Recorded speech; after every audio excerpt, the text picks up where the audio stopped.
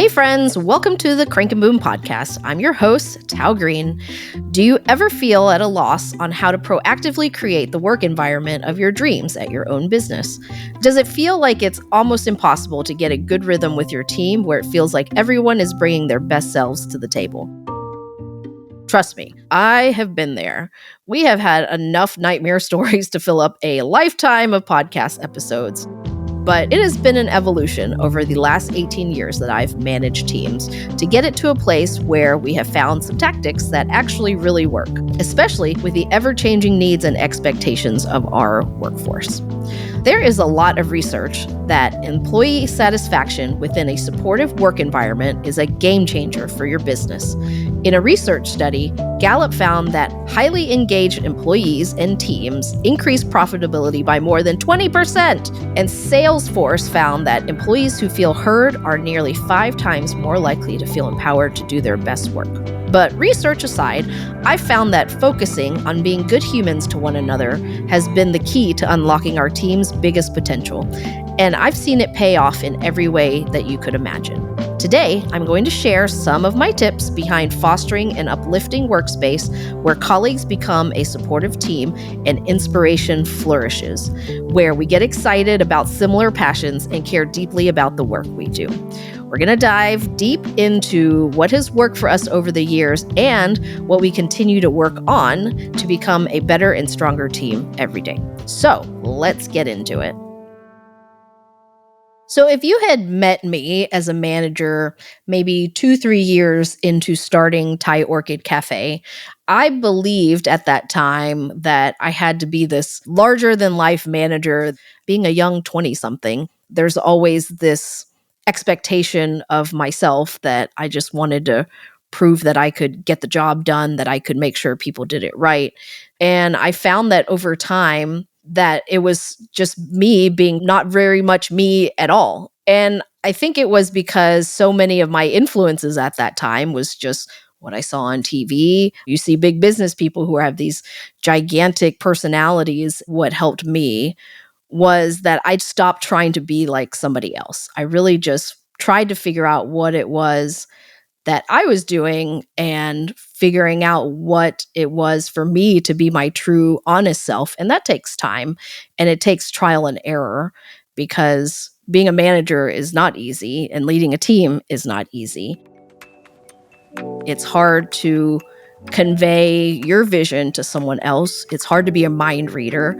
People cannot always figure out what you want if you don't communicate it well.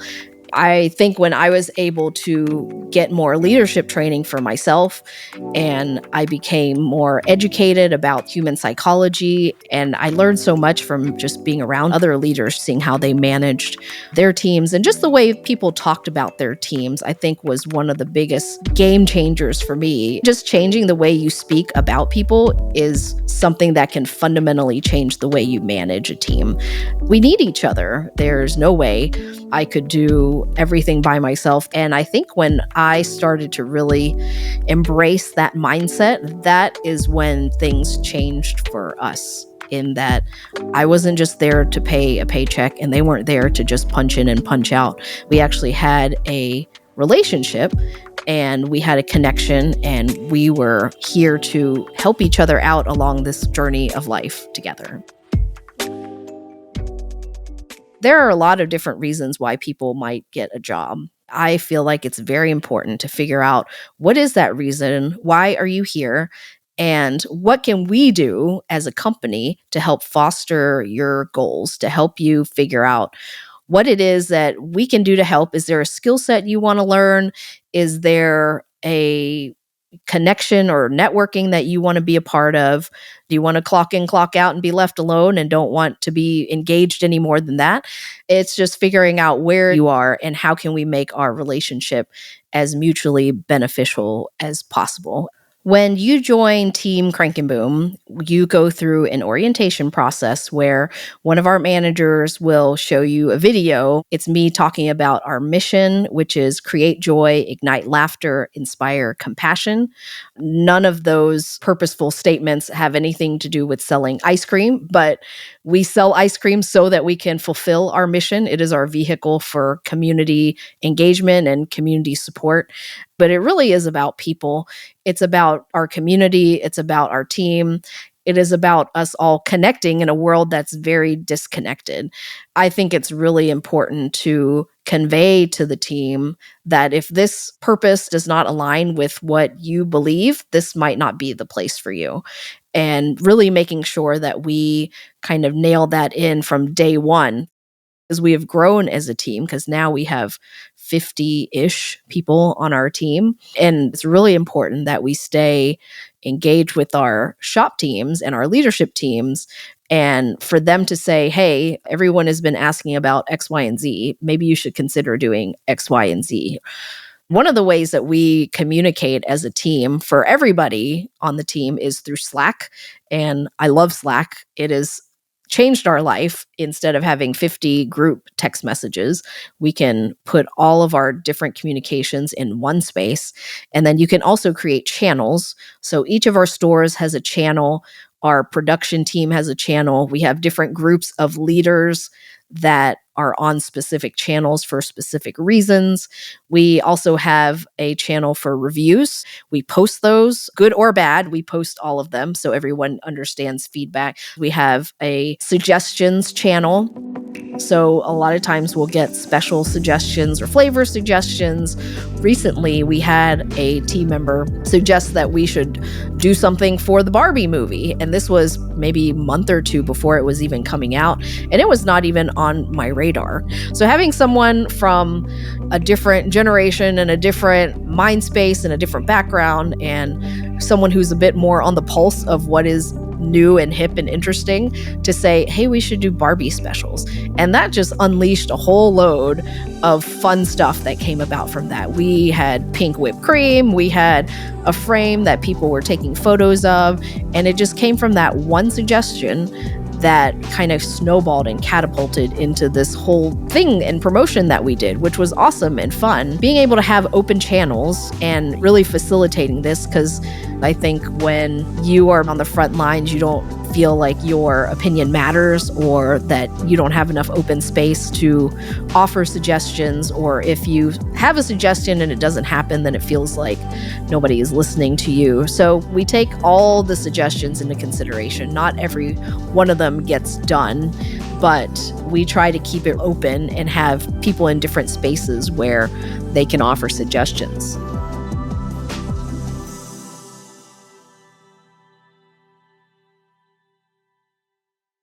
One of the lessons I've learned as an entrepreneur is celebrating. Taking time to intentionally honor your achievements and share them with others is a big part of what makes the whole journey worth it. And one of my favorite ways to do it is with food, of course. Goldbelly is our partner in how we deliver our ice cream to customers all over the US so they can make their special moments even more special wherever they are. And whatever milestone you're celebrating with your friends and family, Goldbelly has just the thing. Whether you need Guy Fieri's trash can dessert nachos for Dad's birthday or Martha Stewart's famous banana pudding for your sister's baby shower, Goldbelly can ship it right to your door and make your event even more special. So if you haven't taken advantage of Goldbelly's amazing offerings, now's the time. Run over to their website at goldbelly.com and make your celebration unforgettable.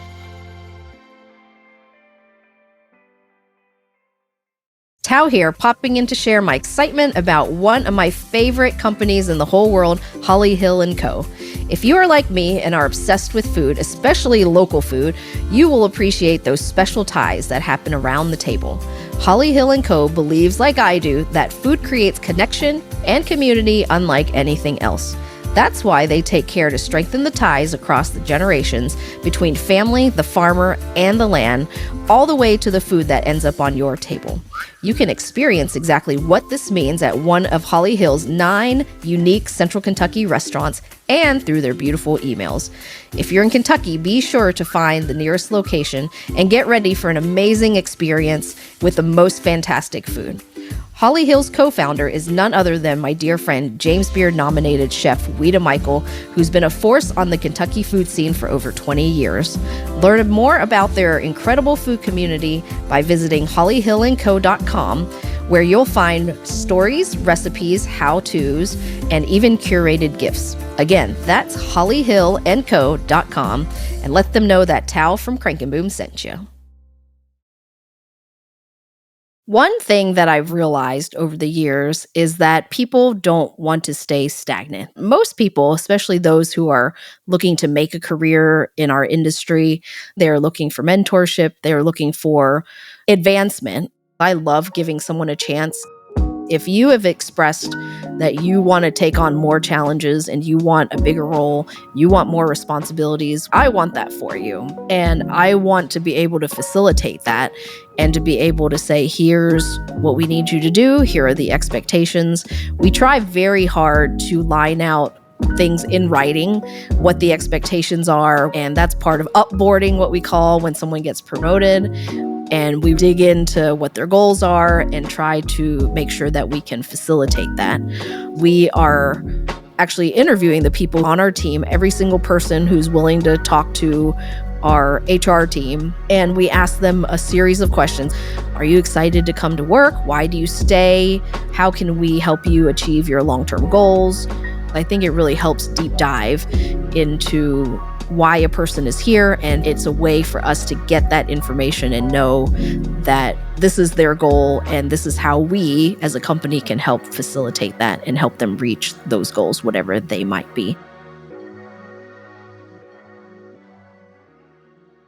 One system that I'm very excited and proud of that we have been working on for a long time, and this system called the Success Checklist has 4 different categories that somebody is measured on. And basically, if you check all the boxes and make 100 on the list, then we're at a great place. The teammate will fill out their own evaluation, and then their supervisor will fill out one.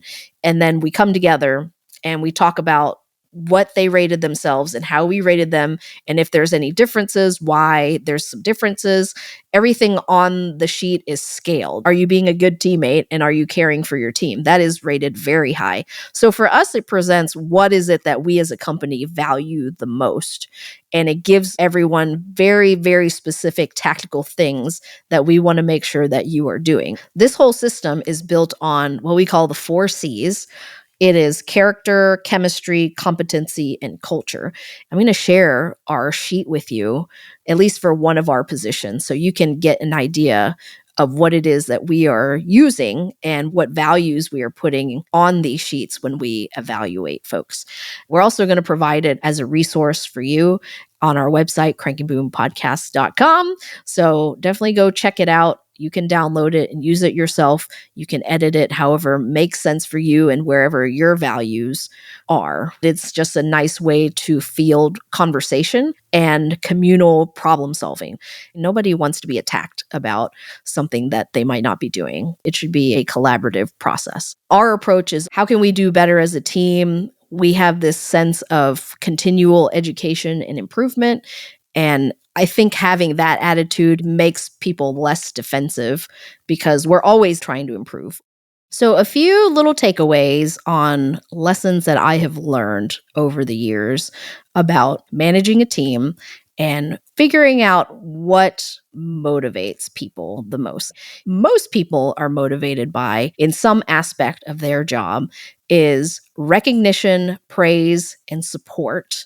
And that can come in a lot of different ways. It can be pizza days, it could be a raise, or it might be me slipping somebody a thank you card and a gift card. So just finding different ways to say, hey, I see you. I recognize how hard you're working and I appreciate it so much. And I just think when people know that somebody's thinking about you and recognizes that you are doing a good job and working hard, that goes a really, really long way. What doesn't motivate people? Threatening someone to say, if you don't do X, Y, and Z, then this bad, terrible thing is going to happen to you. Trying to convince people to do something that way doesn't work for me and it doesn't work for us. I'm reminded every day that we cannot do this alone. And so we get to do this thing because we have a team that also wants to do this thing with us. making sure that someone is the right fit is really, really important. Sometimes no amount of motivation is going to motivate anyone if they're not the right fit for your team. No amount of pizza parties or gift cards or anything like that are going to motivate someone who doesn't want to be there. And if someone is really struggling, taking the time to sit with them and say, it seems like you're struggling here. Is this really where you want to be? Or is there something going on? And I think leading into those conversations with compassion and openness always yields the best result. Let's be honest, there are so many other jobs that people could do. And so the fact that they chose our place to spend their time, to put their talents, to put their efforts, to me is an extreme blessing. And so I am just really grateful for that.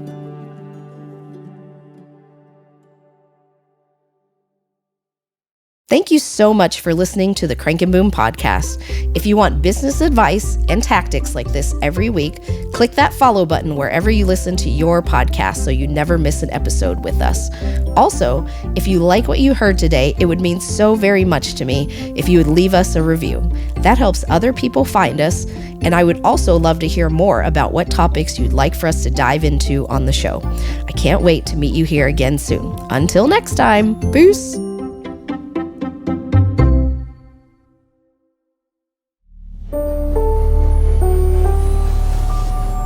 This is a production of Four Eyes Media.